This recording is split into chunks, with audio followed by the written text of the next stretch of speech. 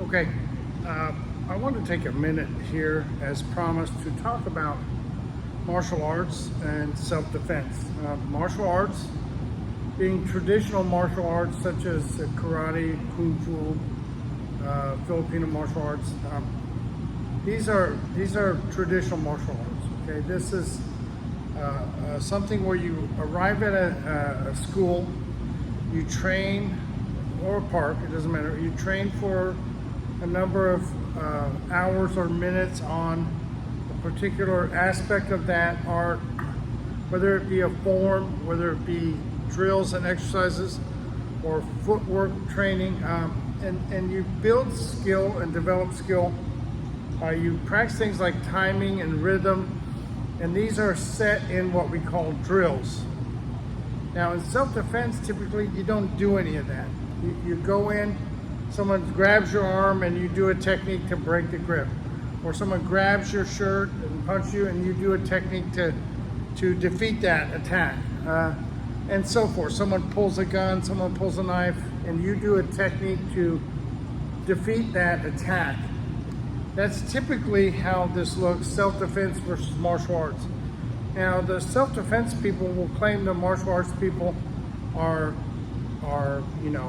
doing patty cake or practicing needless repetition of these exercises. And the martial arts people will say these self-defense people are selling you a bill of goods and it won't work because you don't have those things that the martial artists train for. Well, unfortunately for you, they're both right. Really, the self-defense people are right in saying that all that skill development you do really doesn't equate to self-defense, because you're not talking about the things that are important to talk about that lead up to that event. And the martial arts people are correct.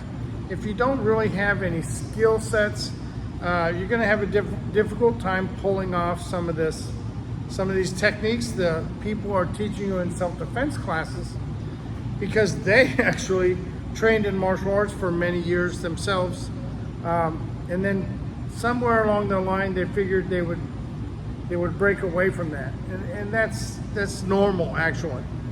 The problem is, again, you need a little of both. You need to have some training, the ability to move effectively, right? You need to have some sense of technical skill, or hey, this guy's going to grab you and this is what you're doing. The martial art people will all have that information stored, but they won't put it in a realistic situation.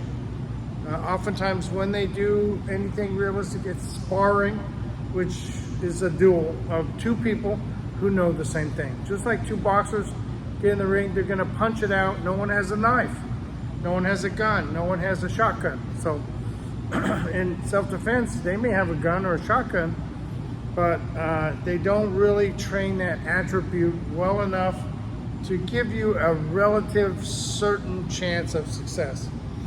And so this is something I would like to explain and talk about in the next video, is how to balance that so you get both.